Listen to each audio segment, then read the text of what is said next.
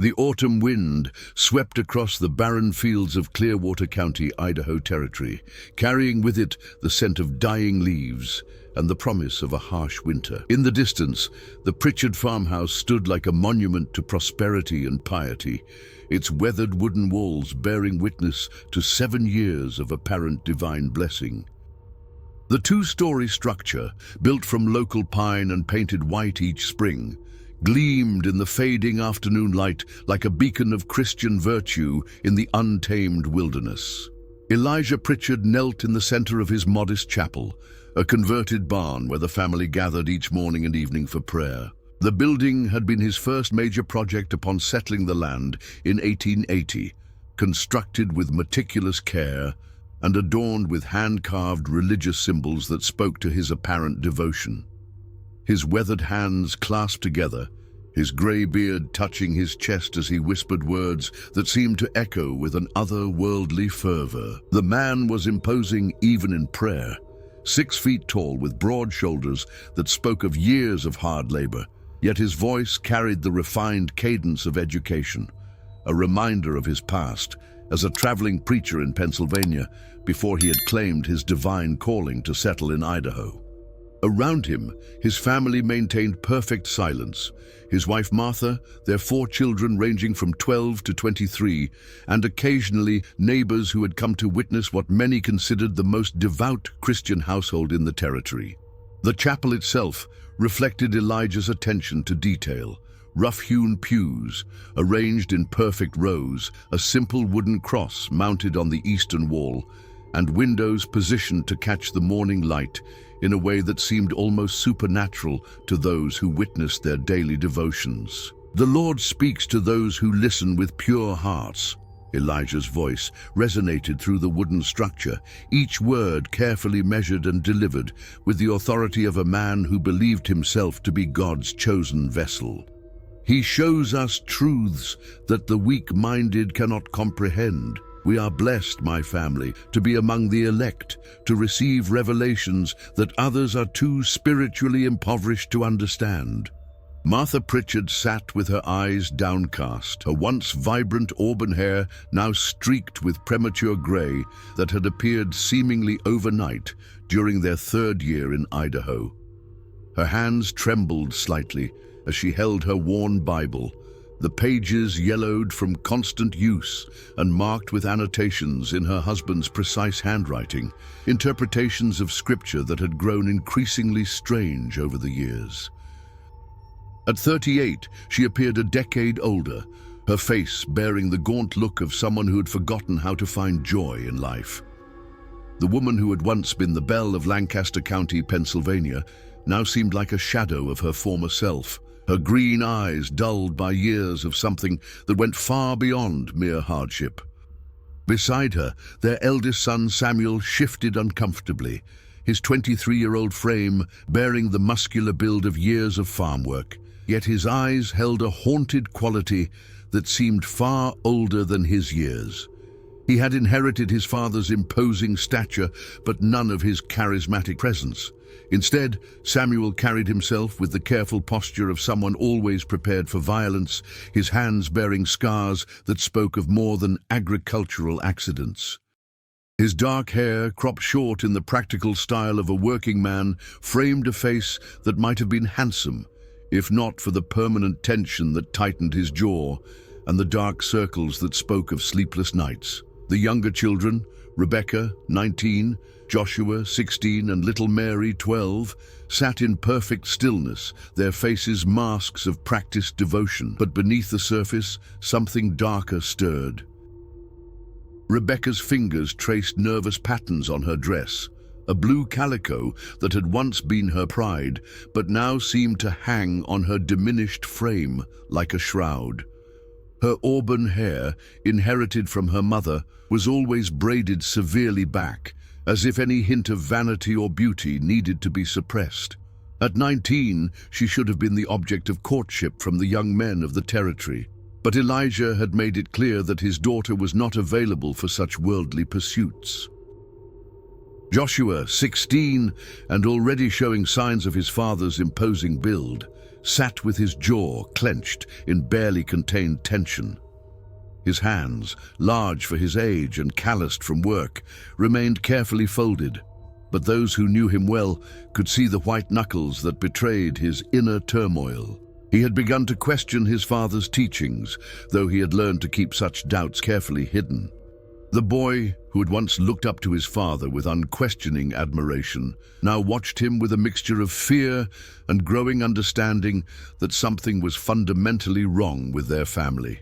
Little Mary, 12 and still clinging to fragments of innocence, sat between her siblings like a small bird among hawks. Her blonde hair, so different from the rest of the family's darker coloring, caught the light from the chapel windows, giving her an almost ethereal appearance that seemed to fascinate her father in ways that made the rest of the family deeply uncomfortable. She was the only one who still seemed to find genuine comfort in their public prayers, though even she had begun to sense that the evening devotions were something entirely different. Outside, the community of Clearwater knew the Pritchards as the family that had transformed a struggling plot of land into one of the most productive farms in the territory. When Elijah had first arrived in 1880 with his young family and a wagon full of farming equipment, the locals had been skeptical. The land he had chosen was considered marginal at best: rocky soil, poor drainage, and a location that seemed too isolated for practical farming. But within 2 years, the Pritchard farm was producing crops that defied explanation. Their livestock thrived even during the harshest winters, and their children were models of obedience and Christian virtue. The transformation had not gone unnoticed. Neighboring farmers would often ride over to seek Elijah's advice on everything from crop rotation to animal husbandry, and he was always generous with his knowledge. His success seemed to validate his claims of divine favor, and his reputation as a man blessed by God spread throughout the territory. When other families struggled with rebellious youth or failing harvests, they looked to the Pritchards as proof that righteous living brought earthly rewards. Dr. William Hayes, the territory's only physician, had visited the farm several times over the years and had always been impressed by the family's apparent health and prosperity. The children were well fed and properly clothed. The farmhouse was clean and well maintained, and Elijah himself seemed to embody the ideal of Christian manhood: strong, devout, and successful.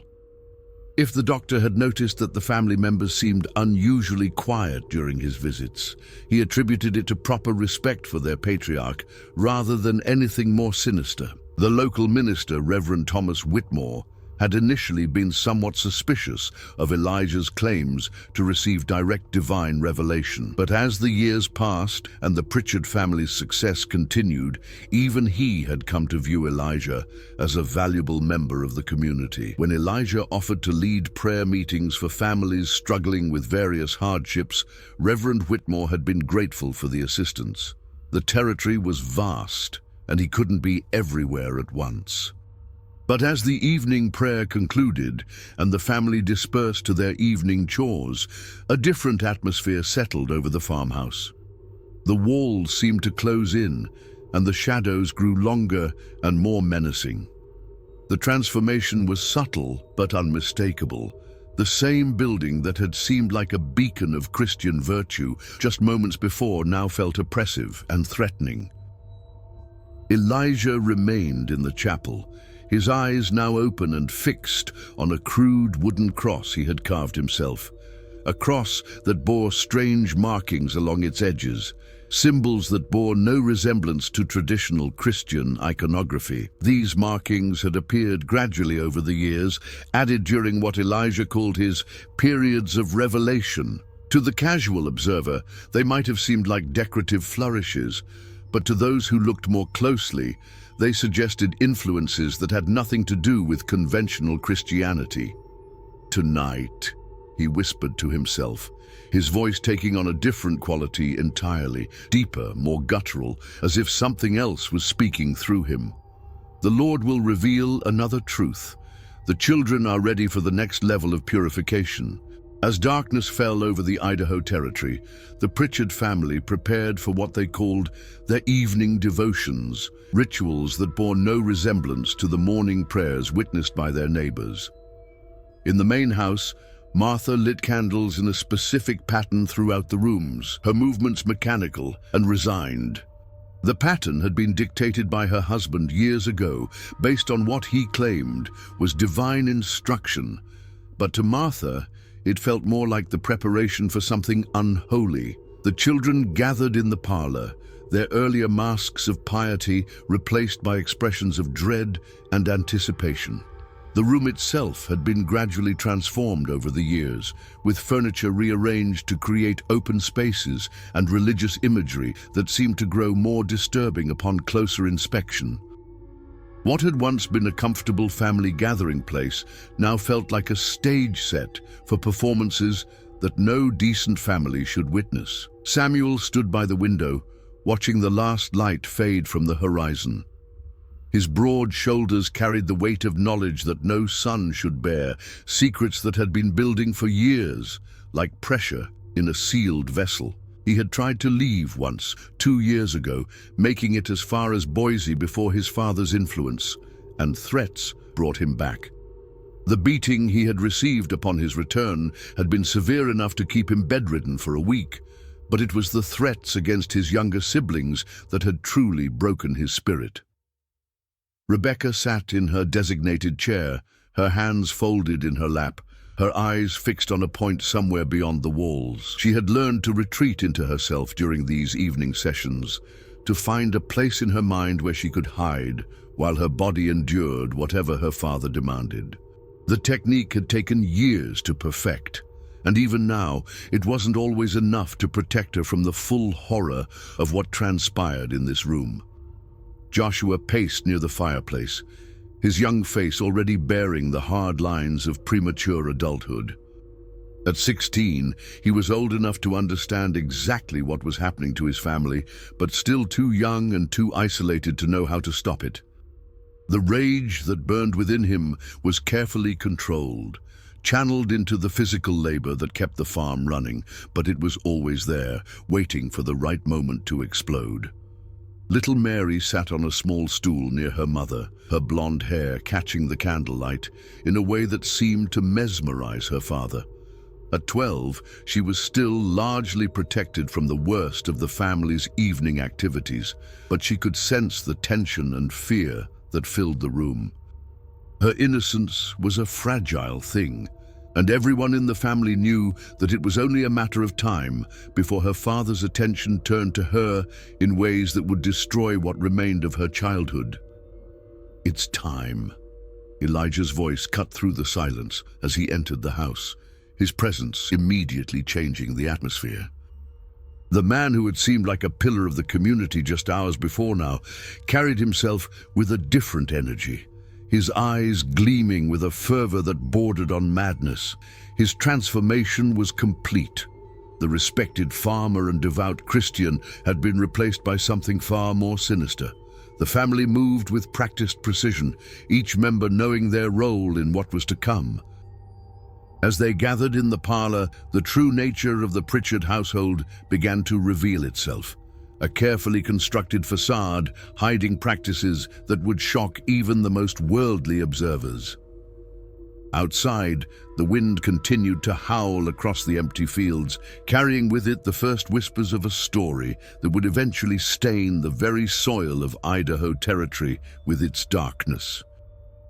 In the distance, the lights of neighboring farmhouses twinkled like stars, their occupants settling in for peaceful evenings with their families, blissfully unaware of the horror unfolding just miles away. The stage was set for another night of what Elijah called divine revelation, but what any sane observer would recognize as the systematic destruction of everything that made a family sacred. The facade of faith that had protected the Pritchards for 7 years was about to give way to a reality so disturbing that it would challenge everything the community thought they knew about good and evil. 3 months earlier, On a sweltering July evening when the temperature had reached a brutal 98 degrees, the transformation of the Pritchard family had reached a new and disturbing milestone. The summer heat had been oppressive for weeks, driving most of the neighboring families to seek relief in the cool evening air of their porches, sharing lemonade and gossip as they waited for the sun to set. Children played in the dusty yards, while their parents fanned themselves with whatever was at hand, the simple pleasure of community providing some respite from the harsh conditions. But inside the Pritchard farmhouse, the windows remained shuttered despite the stifling heat, and the family gathered for what Elijah called a sacred revelation. The contrast between the normal summer evening activities of their neighbors and what transpired within the Pritchard walls could not have been more stark. While other families sought comfort and connection, the Pritchards prepared for another descent into the twisted world that Elijah had created for them. The parlor had been rearranged earlier that day, with the furniture pushed against the walls to create an open space in the center. The heavy wooden pieces, a sofa that Martha had brought from Pennsylvania, chairs that Elijah had crafted himself, and a small table that had once held the family Bible, now formed a barrier around the edges of the room, creating an arena of sorts. Candles flickered from every surface, casting dancing shadows that seemed to move with a life of their own.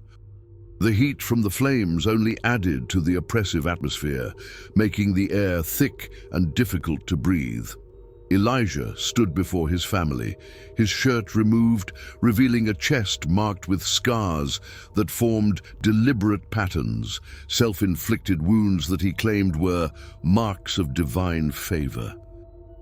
The scars were relatively fresh, some still bearing the pink color of recent healing, while others had faded to white lines that crisscrossed his torso in designs that seemed to follow some internal logic known only to him. His body, still powerful despite his 45 years, bore the evidence of his descent into madness in ways that were both fascinating and horrifying to behold.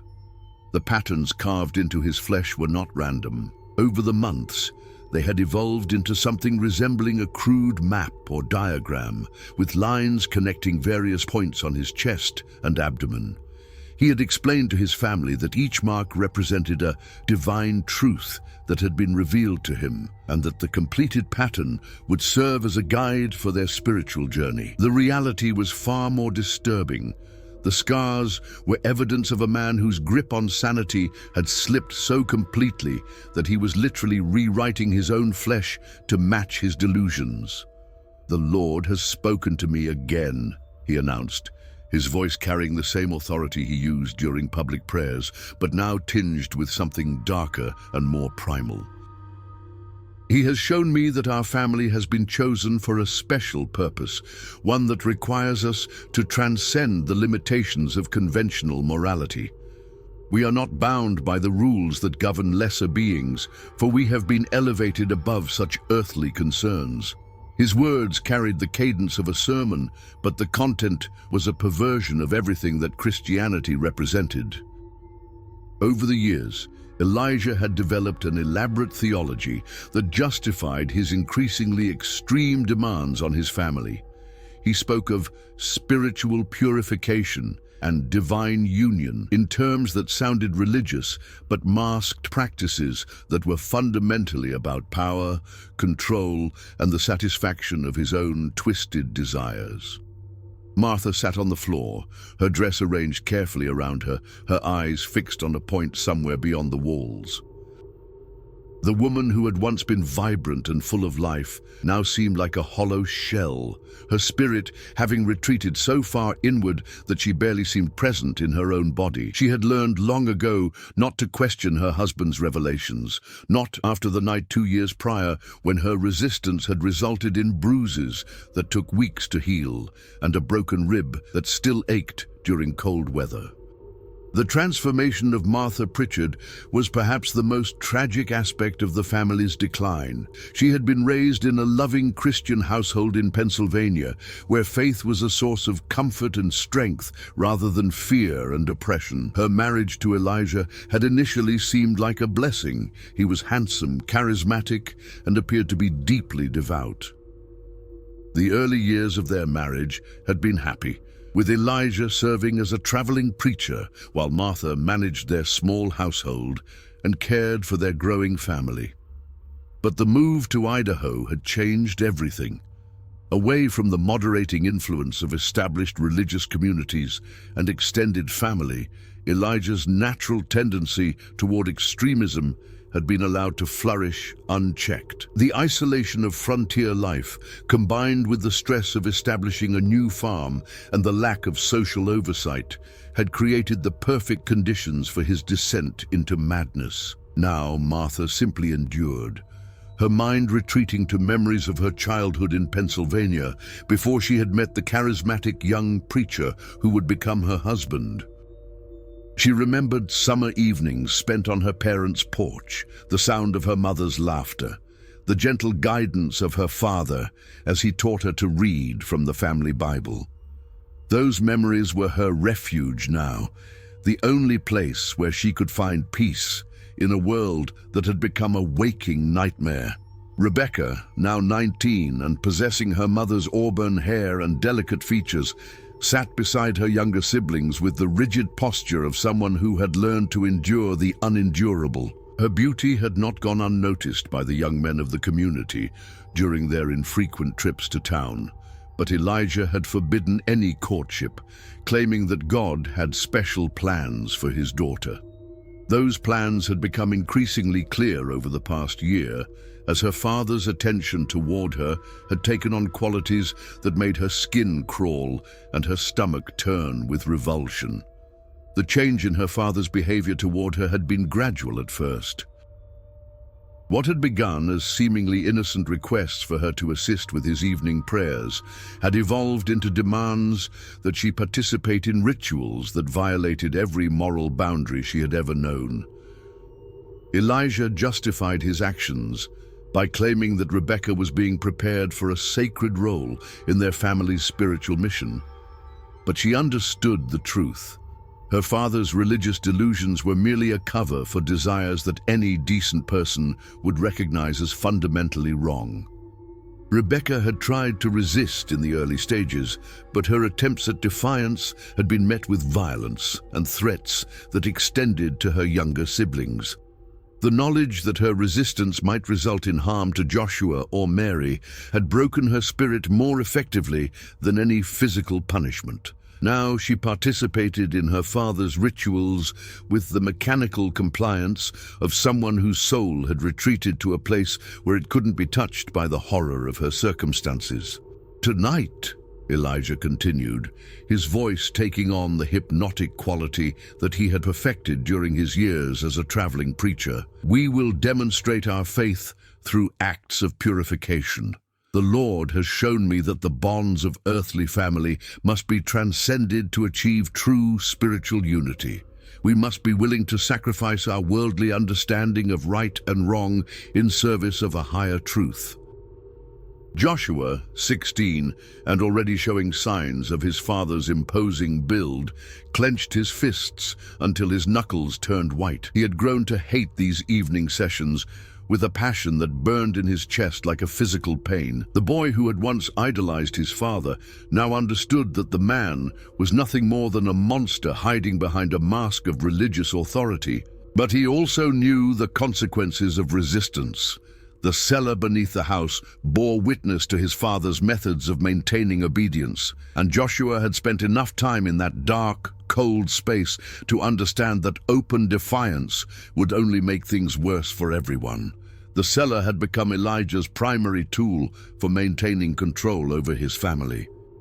The space, originally intended for food storage, had been converted into what he called a meditation chamber, a place where family members who showed signs of resistance could be sent to contemplate their spiritual shortcomings.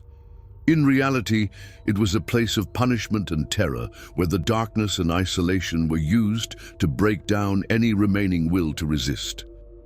Joshua had been sent to the cellar numerous times over the past 2 years, sometimes for infractions as minor as asking questions about his father's teachings or showing reluctance to participate in the evening rituals.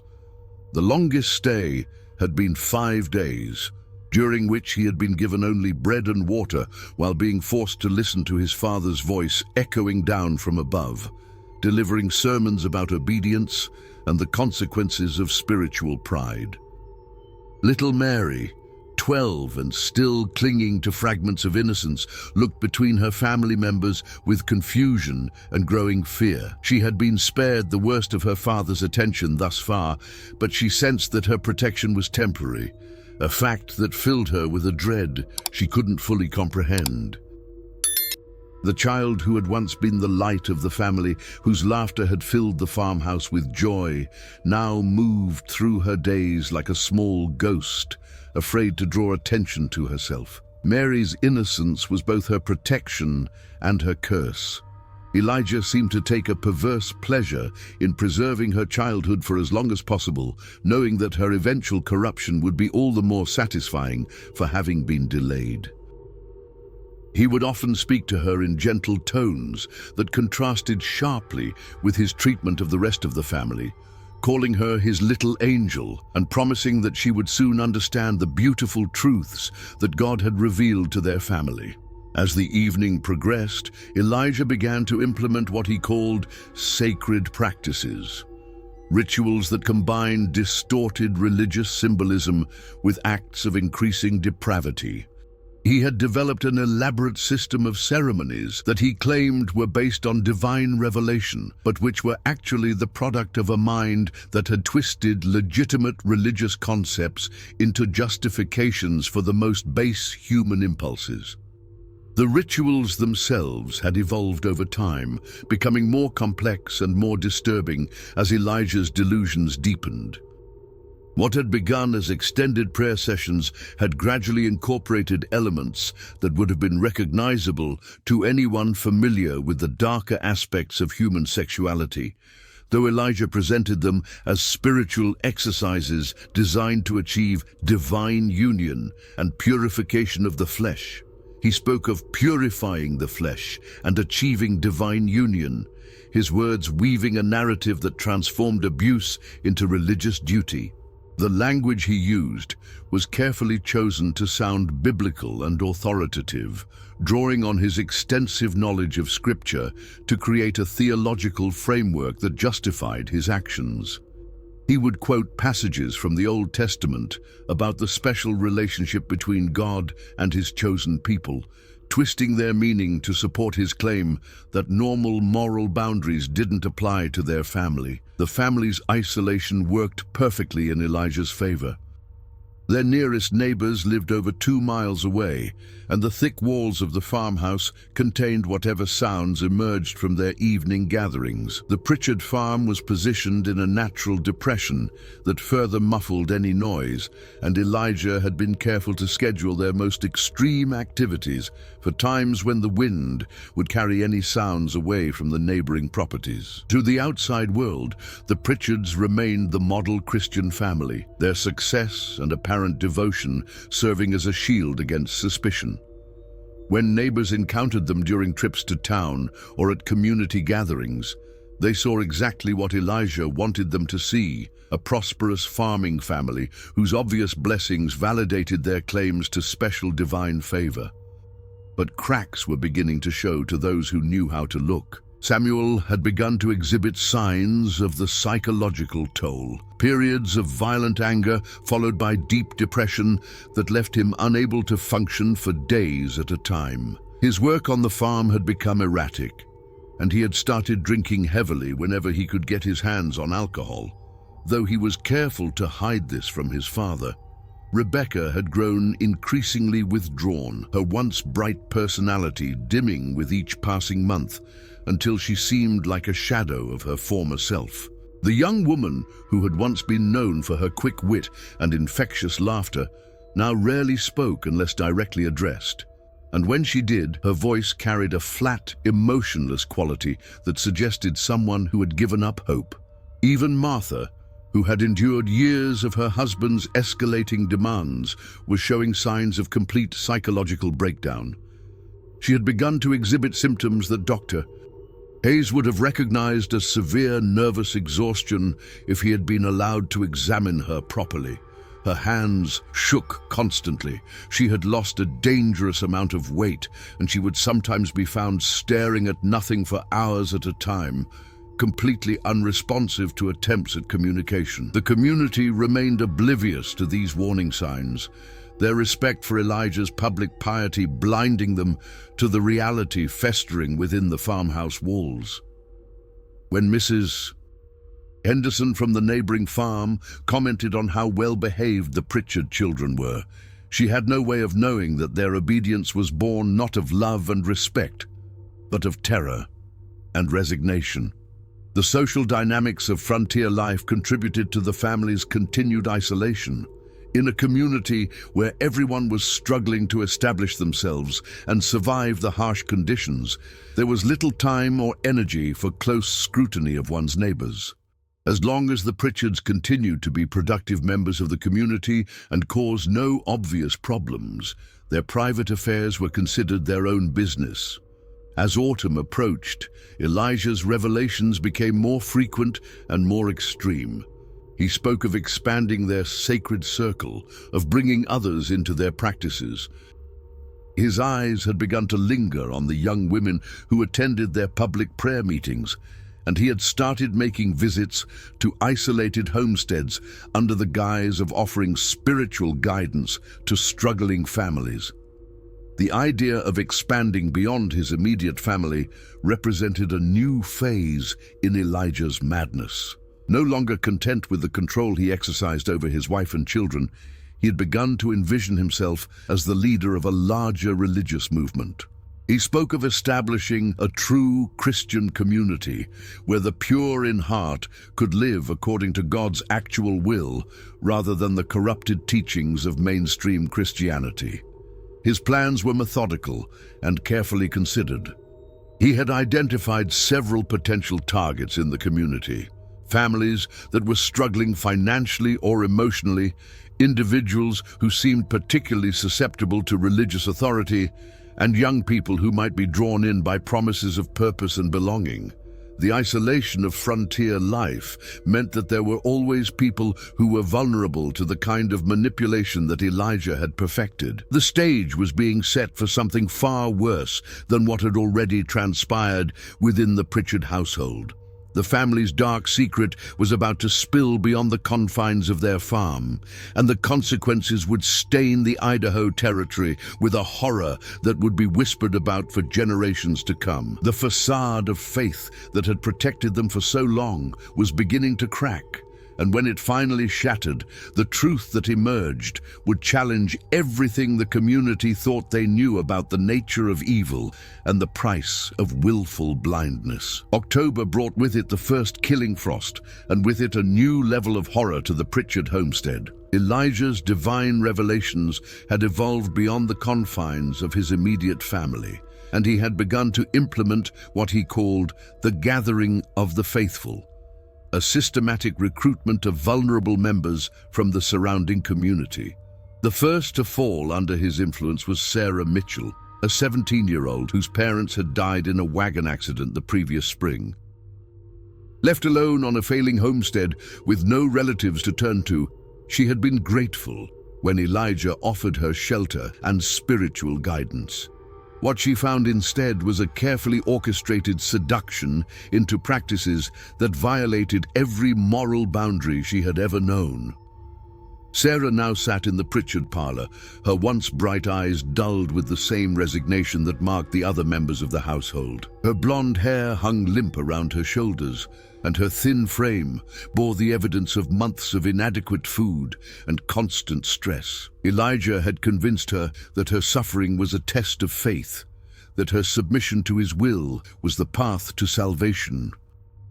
"The Lord has revealed to me the true nature of spiritual union," Elijah proclaimed to his expanded congregation, which now included not only Sarah but also Thomas Brennan, a simple-minded farmhand in his 20s who had been drawn in by promises of purpose and belonging. Thomas sat in the corner, his large frame hunched over, his limited intellect making him easy prey for Elijah's manipulations. The rituals had become more elaborate and more disturbing. Elijah had constructed what he called an altar of purification in the cellar, a crude wooden platform surrounded by candles and adorned with symbols that he claimed had been revealed to him in visions. The cellar itself had been transformed into a nightmarish parody of a chapel, with religious imagery twisted into forms that would have horrified any legitimate Christian. Rebecca had become the primary focus of her father's attention, forced to participate in ceremonies that she understood were fundamentally wrong but felt powerless to resist. Her brother Samuel had tried to intervene once, resulting in a beating so severe that he had been unable to work for a week. The message was clear. Resistance would be met with violence, and there was nowhere to run in the isolated Idaho territory. Martha had retreated so far into herself that she barely spoke anymore, moving through the house like a ghost. Her participation in the evening rituals had become purely mechanical, her mind having constructed walls to protect what remained of her sanity. She had begun to pray, not to her husband's twisted version of God, but to the gentle deity of her childhood, begging for deliverance that never came. The community remained unaware of the horror unfolding in their midst. Elijah's public persona had become even more polished, his sermons more passionate and convincing. He spoke eloquently about the importance of family values and moral purity, his words carrying the weight of apparent personal experience. When Sarah Mitchell disappeared from her homestead, he was among the first to organize search parties, his concern appearing genuine to those who didn't know the truth. But there were signs for those who knew how to look. Dr. William Hayes, the territory's only physician, had begun to notice disturbing patterns during his rare visits to the Pritchard farm. The children seemed unusually subdued, their eyes holding a quality he had seen before in victims of severe trauma. Martha's health had declined dramatically, and she exhibited symptoms of what he would have diagnosed as nervous exhaustion if he had been allowed to examine her properly. The breaking point came on a cold November evening when Elijah announced that their circle needed to expand further. He had identified several targets in the community: young women from struggling families, men who could be easily manipulated, children who could be molded to his will. His megalomania had reached the point where he believed himself to be a prophet, chosen by God to establish a new order based on his twisted interpretations of divine will. "We are the chosen ones," he declared to his captive audience, his eyes gleaming with fanatic fervor. "It is our duty to bring others into the light, to show them the true path to salvation." Samuel knew that his father's plans would inevitably lead to exposure and disaster. The community might be naive, but they weren't blind. Eventually, someone would notice the pattern of disappearances, the strange behavior of the Pritchard family, the inconsistencies in Elijah's story. When that happened, the consequences would be catastrophic for everyone involved. As winter approached, the Pritchard farmhouse had become a prison for its inhabitants and a hunting ground for its master. The facade of Christian piety continued to fool the outside world, but beneath the surface, a cancer was growing that would soon metastasize beyond any hope of containment. The stage was set for a confrontation that would shatter the peaceful facade of the Idaho territory and reveal the true depths of human depravity that could hide behind the mask of religious devotion. December 1887 brought with it a blizzard that isolated the Pritchard farm for nearly 2 weeks, trapping the family and their guests in a nightmare from which there seemed no escape. The forced confinement had pushed Elijah's already fragile mental state beyond the breaking point, and his rituals had escalated to levels of violence and depravity that shocked even his long-suffering family. It was during this period of isolation that the first death occurred. Thomas Brennan, the simple-minded farmhand who had been drawn into Elijah's circle, had finally reached his limit. His limited intellect had initially made him easy to manipulate, but it also meant he couldn't fully comprehend the psychological mechanisms that kept the others trapped. On a particularly brutal evening, when Elijah's demands had become too extreme to bear, Thomas had simply said, "No." The beating that followed was savage and prolonged. Elijah, consumed by rage at this challenge to his authority, had used a wooden club to deliver blow after blow until Thomas lay motionless on the cellar floor. The family watched in horror as their patriarch stood over the body, breathing heavily, his eyes wild with a mixture of fury and religious ecstasy. "He was weak," Elijah declared, his voice eerily calm. "The Lord has removed him from our midst because he lacked the faith to endure the trials of purification." The disposal of Thomas's body became another twisted ritual. Elijah forced his family to participate in what he called a sacred burial, dragging the corpse to a remote section of the property where the frozen ground made digging nearly impossible. They managed to create a shallow grave, covering it with rocks and brush, while Elijah spoke of returning the unworthy to the earth.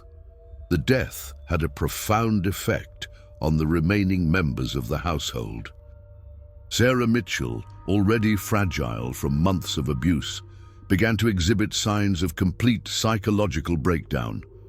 She would spend hours staring at nothing, occasionally breaking into fits of hysterical laughter or uncontrollable sobbing. Rebecca, witnessing the ultimate consequence of resistance, retreated even further into herself, her compliance becoming absolute even as her spirit died a little more each day. But Samuel had reached a different conclusion. The death of Thomas Brennan had shown him that his father was no longer merely a twisted man using religion to justify his perversions. He was a killer, and the situation would only escalate further. The protective instincts that had been building within him for years finally overcame his fear, and he began to plan. The opportunity came 3 days after Thomas's death, when Elijah announced that he had received another divine revelation. This time, the message was clear. Their circle needed to expand dramatically, and they would begin by targeting the Henderson family, whose farm lay just 2 miles to the east. Mrs. Henderson was a widow with 3 daughters, and Elijah's eyes gleamed with anticipation as he described how they would be brought into the fold. Samuel knew that he couldn't allow his father to victimize another family. That night, as the household settled into an uneasy sleep, he made his move. Creeping through the darkened house, he gathered what supplies he could carry and prepared to make the journey to town, despite the dangerous winter conditions. But Elijah was not asleep. The patriarch had grown increasingly paranoid since Thomas's death, and he had been watching his eldest son with growing suspicion. As Samuel reached for the door, his father's voice cut through the darkness. "Going somewhere, my son?" The confrontation that followed was violent and desperate. Samuel, driven by years of suppressed rage and the knowledge that failure meant death for himself and possibly others, fought with a ferocity that surprised even him. But Elijah, despite his age, was still a powerful man, and he had the advantage of a weapon, the same wooden club that had killed Thomas Brennan. The fight raged through the house, waking the other family members who cowered in their rooms, too terrified to intervene. Furniture was overturned, windows were shattered, and blood stained the wooden floors. In the end, it was Rebecca who ended the conflict, striking her father from behind with a heavy iron poker as he raised the club to deliver what would have been a killing blow to her brother. Elijah Pritchard collapsed to the floor, blood pooling beneath his head. His reign of terror finally ended. The family stood in the sudden silence, hardly able to believe that their nightmare was over. But they quickly realized that their ordeal was far from finished. They now faced the challenge of explaining years of horror to a community that had seen them as models of Christian virtue. As dawn broke over the Idaho Territory, the surviving members of the Pritchard family began the difficult process of deciding how to reveal the truth about what had transpired within their walls. The evidence of their suffering was everywhere, in the twisted symbols carved into the cellar walls, in the shallow grave that held Thomas Brennan's body, in the psychological scars that would never fully heal. The facade of faith had finally crumbled, but the reckoning that awaited them would prove that sometimes the truth is more terrifying than the lies that concealed it. The spring thaw of 1888 brought more than just the end of winter to Clearwater County. It brought the full revelation of the Pritchard family's dark secrets to a community that struggled to comprehend the horror that had festered in their midst. Sheriff William Morrison had arrived at the Pritchard farm on a cold March morning, responding to a report filed by Samuel Pritchard himself. The young man had walked the 15 miles to town through melting snow and mud, his appearance so haggard and disturbed that the sheriff initially suspected him of being drunk or mentally ill. But as Samuel's story unfolded, Morrison realized he was dealing with something far beyond his experience as a lawman in the frontier territory. The investigation that followed would become one of the most disturbing criminal cases in Idaho Territory's brief history. Dr. Hayes, accompanying the sheriff to the farm, documented evidence of systematic abuse that spanned years. The cellar, with its makeshift altar and carved symbols, told a story of ritualized violence that defied comprehension. The discovery of Thomas Brennan's remains confirmed the family's account of murder, while the physical and psychological condition of the survivors provided heartbreaking testimony to their ordeal. Martha Pritchard was found in a state of complete catatonia, unable to speak or respond to questions. Dr. Hayes determined that her mind had simply retreated so far from reality that she might never fully recover. She was eventually committed to the Territorial Asylum in Blackfoot, where she would spend the remaining years of her life in silence, her eyes holding secrets that would die with her. Sarah Mitchell's condition was equally tragic. The young woman who had sought shelter with the Pritchards had been so thoroughly broken by her experiences that she could barely function. Her testimony, given in fragments over several weeks, provided crucial details about the extent of Elijah's crimes. She was eventually taken in by relatives in Oregon, though reports suggested she never fully recovered from her trauma. Rebecca Pritchard faced the most complex situation of all. As both victim and, in the end, the person who had killed her father, she occupied a unique position in the legal proceedings. The territorial prosecutor, after reviewing the evidence and consulting with experts from back east, determined that her actions constituted justifiable homicide in defense of her brother's life. But the psychological toll of years of abuse, combined with the weight of having killed her own father, left her struggling with guilt and trauma that would haunt her for the rest of her life. Samuel emerged as the family's strongest survivor, though he bore deep psychological scars that would never fully heal. His decision to come forward and expose the truth, despite the personal cost, was seen by many as an act of remarkable courage.